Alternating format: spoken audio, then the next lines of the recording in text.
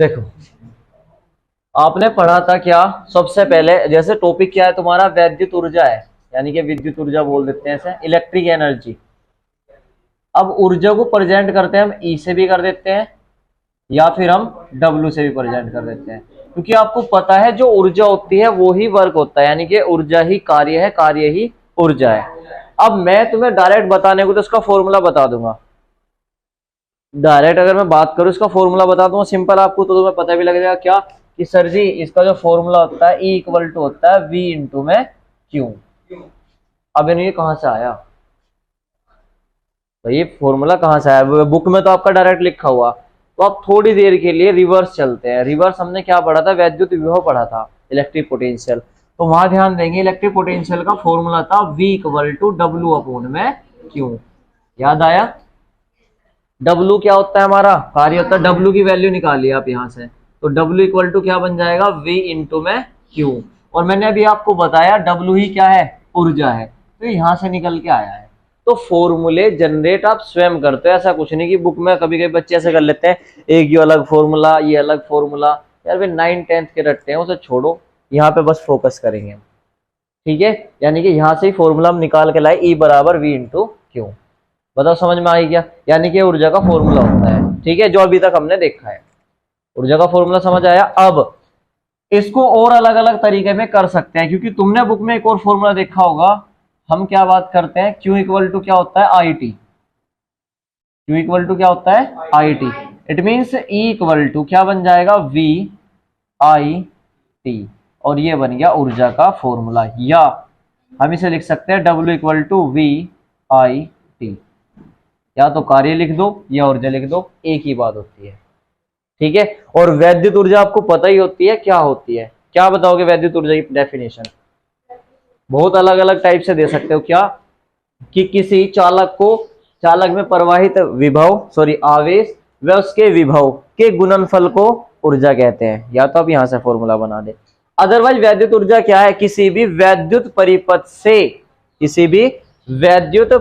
से 1 ampere 1 second में, 1 ampere धारा 1 सेकंड में, 1 सेकंड के कारण जितना भी विभव उत्पन्न होता है वो क्या कहलाता है? हमारा ऊर्जा या कार्य कहलाती है। मतलब डेफिनेशन आप अनक ऊर्जा आपको पता ही है। ऊर्जा क्या होती है तुम्हारी? सिंपल, कि किसी भी आवेश, किसी चालक को दिया गया आवेश व विभव के गुणनफल को क्या बोलते हैं? हम वैद्युत ऊर्जा E कहते हैं। सही है।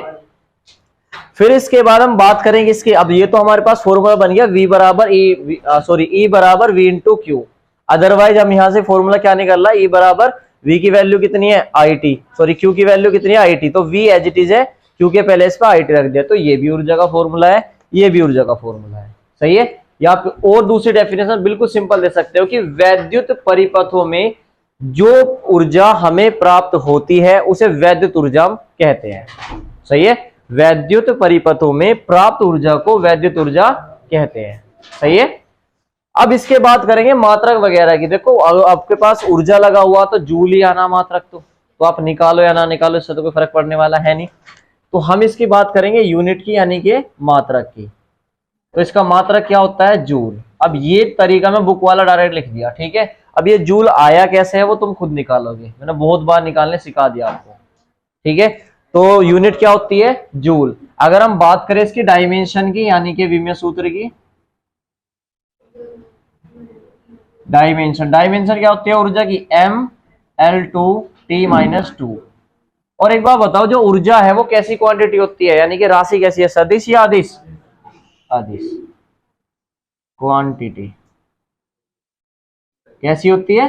सदिश, यानी कि वेक्टर।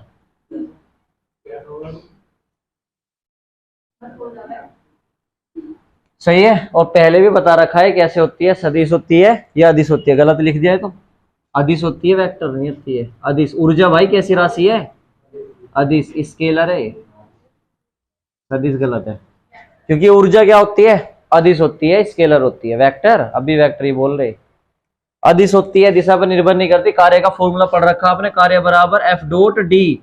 आपको समझा रखा, अगर डॉट प्रोडक्ट आएगा तो क्या लगेगा? ये कैसी क्वांटिटी आती है? वो थ्योरम लगती है। क्या बात है, महान पढ़ रहे हैं भाई आप तो। कुछ भी। गॉस थ्योरम है यहाँ पे, डॉट प्रोडक्ट हटाने पे क्या लगता है यहाँ पे कोस थीटा।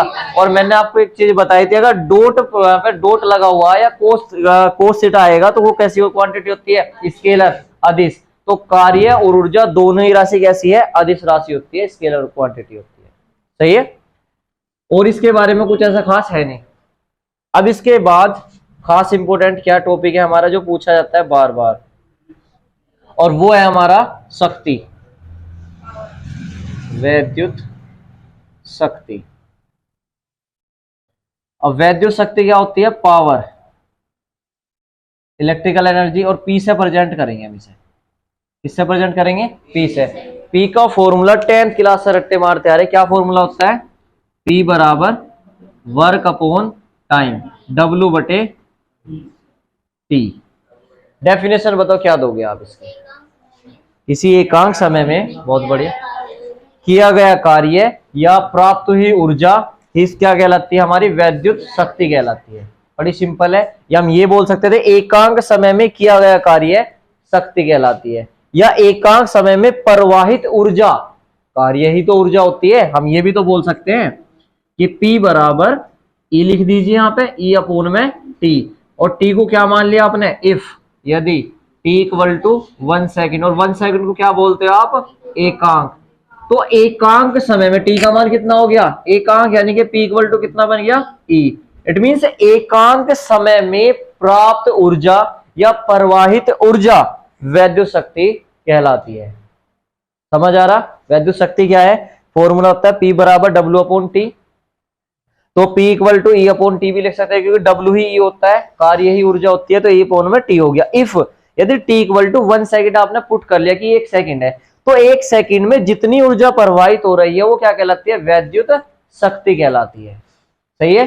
डेफिनेशन खुद लिखोगे इसकी, आपको यहां तक नोट करना, फिर उसके बाद डेफिनेशन क्या लिखोगे कि एकांक समय में प्रवाहित ऊर्जा वैद्युत शक्ति कहलाती है। एकांक समय में प्रवाहित ऊर्जा वैद्युत शक्ति कहलाती है। कर लोगे। अब इसकी बात करते हैं यूनिट की, मात्रक की। बताओ P बराबर क्या है हमारे पास, W अपॉन टी या E अपॉन टी लिख दीजिए। E की यूनिट कितनी आती है, जूल, और T की कितनी आती है, सेकंड। तो जूल अपॉन सेकंड इसकी यूनिट है। बट लेकिन अभी मैंने बेसिक भी पढ़ाया था, उसमें बताया था SI यूनिट ने इसको क्या बोल दिया गया, जूल अपॉन सेकंड को वाट। आपने सुना भी होगा कि उसने इतनी पावर लगाई कि वाट लगा दी उसकी। तुम यूज करते हो इस वर्ड को कि बंदे ने वाट लगा दी भाई उसकी। वाट वो शक्ति का ही मात्रक है। वो किसका मात्रक है, शक्ति का, यानी कि मात्रक इतनी ज्यादा पावर जनरेट करेगी, क्या लगा दी उसकी, वोट लगा दी। ठीक है, वाट बोलते हैं इसे। समझ आ गई बात है। इसका मात्रक जूल अपॉन सेकंड को क्या बोला हमने, वाट। क्यों बोला, क्योंकि वाट नामक साइंटिस्ट ने शक्ति की खोज करी थी, इसलिए वाट नाम रख दिया गया उसके सम्मान देने के लिए। किसने, SI सिस्टम ने। ठीक है, वो समझने के लिए आपको तीनों मैंने बेसिक वीडियो डाली हुई है, वहां देखना, समझ आ जाएगी। अब joule upon second equal to watt आ गया। फिर इसके बाद क्या आती है इसकी डायमेंशन, यानी कि विमा। ये SI यूनिट और MKS यूनिट क्या होती है सब सिखा रखी वहां पे मैंने। ये बेस है तुम्हारा, बेसिक देखना, क्लियर हो जाएगा सब कुछ। अब देखो विमा, P इक्वल टू क्या होता है हमारे पास, E अपॉन में T। तो बेटे एक बार बताओ E की डायमेंशन क्या होती है, ml2T माइनस 2, और बटे में T की क्या होती है, T ऊपर जाएगा तो क्या बनेगा, ml2T माइनस 3। बताओ बेटे कैसे, सही है क्या। ठीक है। अब कोई एक बच्चा बिल्कुल सही बताना कि राशि कैसी है, सदिश है या अदिश, और उसके पीछे का रीजन भी बताना है। अदिश क्यों,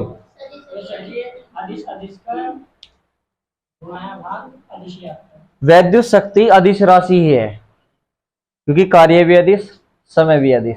और अदिश से क्या आ सकती है, हमेशा अदिश से अदिश एक मल्टीप्लाई करेंगे, कुछ भी करेंगे तो हमेशा अदिश आएगी।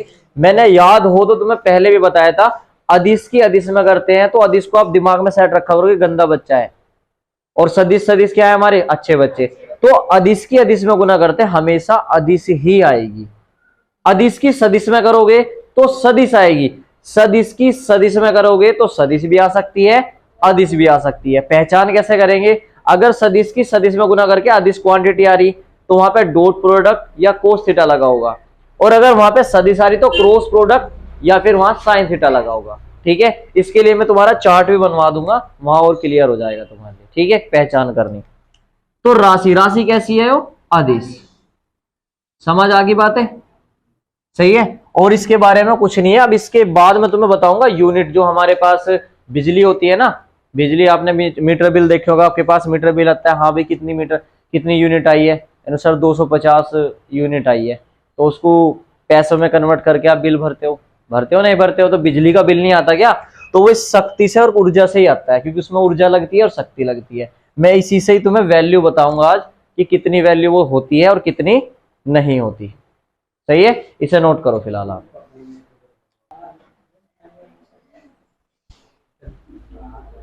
हाँ भाई, अब जो तुम यूनिट देखते हो, जब मैं तुम्हें बता रहा था यूनिट क्या होती है? जो बिजली से यूनिट मापते हैं ना, मीटर वाले आते हैं, यूनिट बताते हैं कि इतनी यूनिट आई है तो इसका बिल दो आप। अब यूनिट क्या होती है सुनो। यूनिट, जो यूनिट है वो वर्क यानी कि ऊर्जा का ही मात्रक होता है। क्या होता है तुम्हारा? ऊर्जा का ही मात्रक। सुनो, जो यूनिट है, हिंदी में क्या बोलते हैं उसे? यूनिट ही बोलते हैं, इंग्लिश में भी यूनिट। अब यूनिट क्या है? ठीक है, यूनिट क्या होती है? तो यूनिट होती है कार्य का मात्रक, यानी कि ऊर्जा के मात्रक को यूनिट कहते हैं। समझ आ रही बातें? ऊर्जा के मात्रक को ही क्या बोलते हैं? हम यूनिट बोलते हैं। सुनो कहां से आई। आपने अभी देखा P बराबर होता है W अपोन में T। थोड़ा सा ध्यान देंगे, P equal to E upon में T, या अदरवाइज हम ये बोल सकते हैं कि P equal to W upon में T। सही है। अब इसके पीछे की कहानी तुम्हें बहुत अच्छी लगेगी, समझना बस। W यही छोड़ दो तो W इक्वल टू क्या बन गया? P इंटू में T। सही है। और शक्ति के अन्य मात्रक भी हो सकते हैं। आपको पता है जो शक्ति का मात्रक है वाट भी होता है, किलो वाट भी होता है। आपने सुना है एक HP हॉर्स पावर, अश्व शक्ति 746 वाट, सुन रखा तुमने? 1 HP कितना? 746 वाट। सही है, ये आपने सुन रखा। ये भी किसका पावर, किसका मात्रक होता है? शक्ति का ही होता है कि HP 1 किलोवाट। ठीक है, 1 मेगावाट अन्य मात्रक है।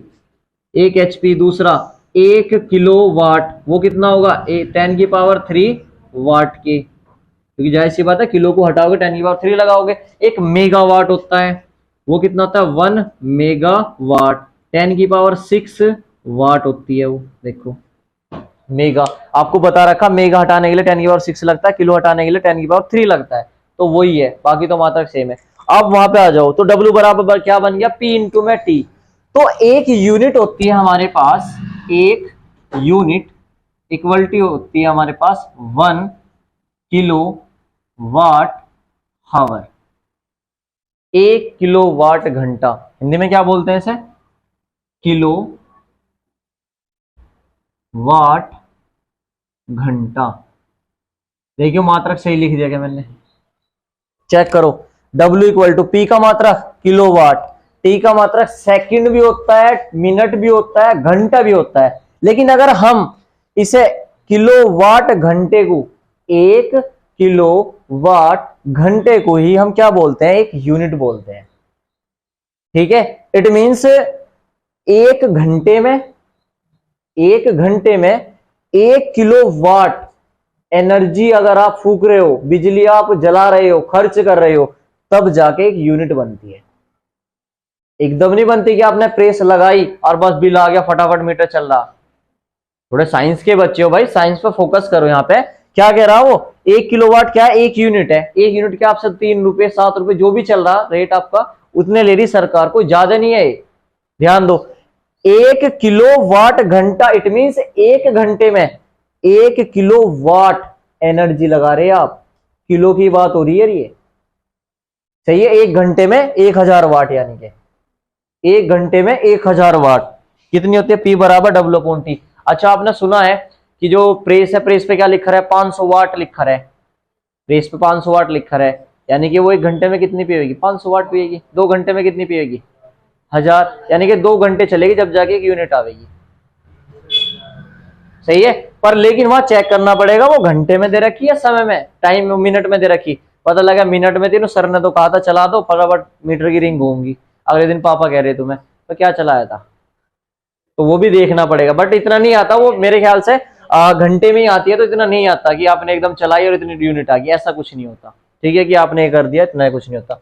अब ध्यान दो, 1 यूनिट बराबर 1 किलोवाट घंटा, इसे मैं जूल में लेके आता हूं, कितनी एनर्जी होती है भाई साहब। 1 किलोवाट को चेंज करो वाट में तो 1000 की गुना करेंगे, घंटे को चेंज करो मिनट में, फिर चेंज करो सेकंड में, इतने वाट सेकंड। देखिए सही है क्या, किलो को चेंज करा 1000 लगाया, किलो खत्म, वाट रह गया एज इट इज।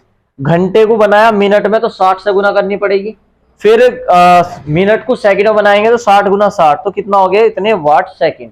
अब इसे डिवाइड करो, क्या देखो 1 2 3 4 5 और 6 6 36, 36 गुना 10 की पावर 5 वाट सेकंड। समझ आ रही बात है। और देखो इसे कभी कभी बुक में ऐसे लिखा जाता है, वैसे तो 1 यूनिट इसी के इक्वल होती है, बट आपको बता रखा मैंने पावर आगे पीछे करना, इसे ऐसे लिख देते हैं 3.6 इंटू 10 की पावर 6 वाट सेकंड, और ये होती है 1 यूनिट। इसे आप यहां से भी मेजर कर सकते हो। देखो बेटे कि 1 सेकंड में 3.6 इंटू 10 की पावर 6 वाट बिजली खर्च करते हो, जब जाके 1 यूनिट बनती है। अगर 1 सेकंड में इतनी खर्च कर रहे हो आप, और मेरे हिसाब से लगता है कि तुम्हारे घर में इतना लोड हो कि 1 सेकंड में इतनी बिजली वो कर दे। बड़े बड़े कमर्शियल जो कारखाने होते हैं उसमें लगभग इतने वाट एनर्जी लग रही होगी, वरना छोटे वोटे में लग रही होगी। यार 1 सेकंड में इतने वाट एनर्जी कहां से जनरेट कर दोगे, वो खर्च कर दोगे आप। ये आप यही देख सकते हो, ये तो मैंने बेसिक चीज बता दी कि 1 घंटे में 1 किलोवाट यानी कि 1000 गुना 60 गुना 60 या 1000 मान लो, 1000 वाट 1 घंटे में फूक दोगे क्या, ऐसे ना फूकती। 1 घंटे में आप सोच रहे ऐसे फूक जाएगी, तो 1 यूनिट ये होती है। समझ आ गई। तो ये हो गया 1 यूनिट, इसी के हिसाब से बिल वगैरह बनता है। ठीक है, अब हमारे पास ऊर्जा हो गई, शक्ति होगी, 1 यूनिट होगी। सही है। एक हमारे पास एक हीट का फॉर्मूला होता है, वो कभी कभी पूछने को आ जाता है। और हीट क्या होती है, H इक्वल टू होता है I² RT। ये बस आपको एज इट इज फॉर्मूला याद रखना और कुछ नहीं करना इसके बारे में। ठीक है, H equal to I² RT। I क्या होता है यहाँ पे धारा, R क्या होता है रेजिस्टेंस यानी कि प्रतिरोध, और T क्या होता है समय। बस इसे याद रखना और कुछ नहीं करना। उष्मा का फॉर्मूला होता है, क्या होता है उष्मा, हीट का फॉर्मूला होता है। और ये क्या होगी यूनिट तो समझ आ गई होगी, कुछ पता भी लगा होगी। हाँ कि वो जो मीटर वाले आपको बता के चले जाते हैं कि भाई हाँ 1 यूनिट आई या 10 यूनिट आई वो दो, तो सब बताना भाई इतनी इतनी वैल्यू है हमारी इसकी। ठीक है, तो पता होना चाहिए अगर आप साइंस पढ़ रहे हो तो कि 1 यूनिट में कितनी होती है। अब एक नोट है, वैसे इसका थ्योरेटिकल पूरा हो गया।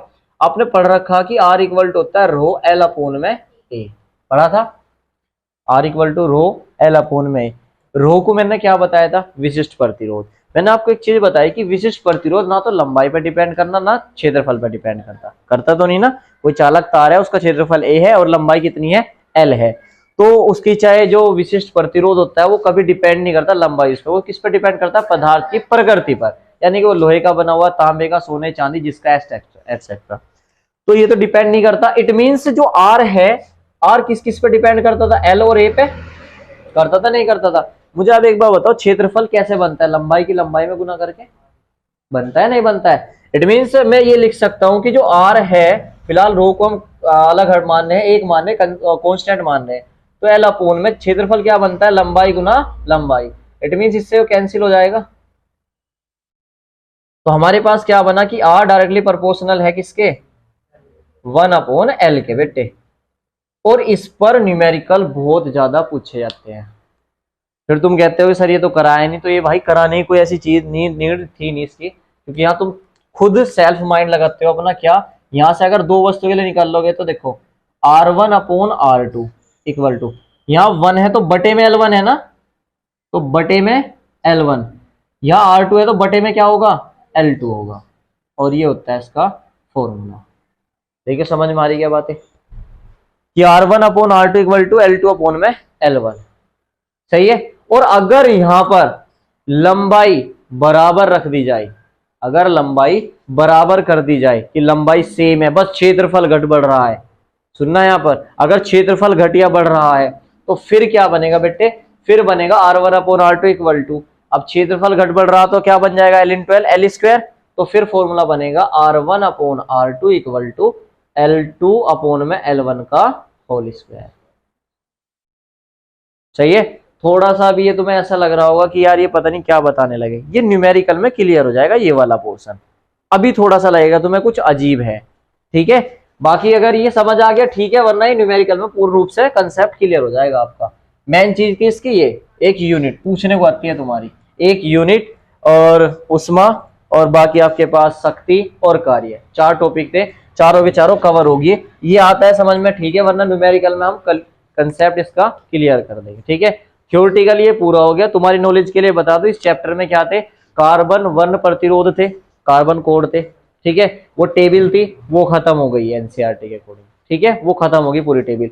और रेजिस्टेंस का ऑर्डर था सीरीज और पैरेलल, यानी कि प्रतिरोधों का संयोजन था, श्रेणी क्रम और समांतर क्रम, वो भी खत्म हो चुका है। बाकी थ्योरेटिकल इस चैप्टर में नहीं बचा, मैं चैप्टर की बात कर रहा हूँ, यूनिट अभी बची हुई है, वो चैप्टर नंबर 6 चलेगा, सिंपल सर्किट सरल परिपथ, और उसी में आएंगे आपके पास वैद्युत सेल क्या होती है और टर्मिनल विभवांतर क्या होता है, किरचॉफ के नियम क्या है, सुने होंगे किरचॉफ के नियम, किरचॉफ के नियम क्या है, व्हीटस्टोन सेतु क्या है, मीटर सेतु, विभव मापी, उसी में आएंगे, यानी कि इसी यूनिट में आएंगे, ठीक है।